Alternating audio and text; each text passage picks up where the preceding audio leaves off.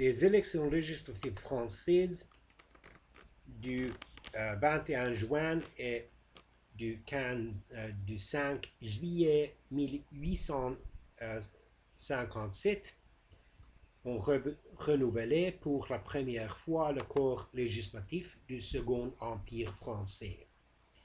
Ces élections au suffrage universel masculin se sont tenues pendant la phase dite de l'Empire autoritaire, marquée par les pressions du pouvoir et la fraude électorale, ainsi qu'un taux d'abstention de plus d'un tiers des inscrits. Ces élections ont marqué cependant l'acmé du succès électoral de l'Empire, 90% des votants avant le recul marqué de 1863.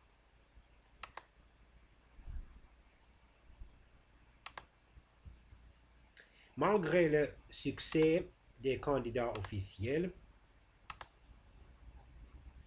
l'opposition républicaine a progressé dans les villes.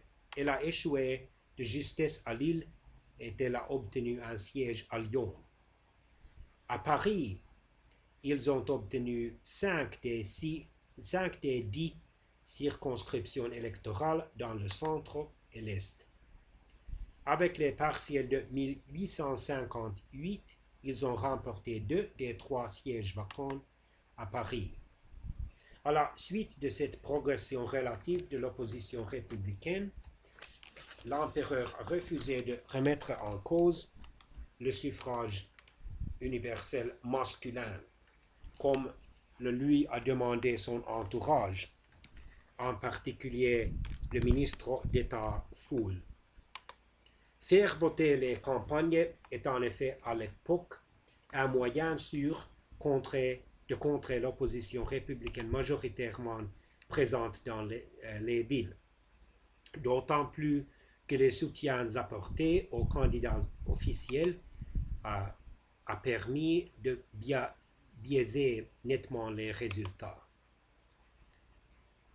Cette fois, plus de 6 136 000 hommes ont voté, ou plus de 64% des inscrits. Les bonapartistes ont obtenu 253 députés. Les républicains en ont obtenu 6 et les autres en ont obtenu 8.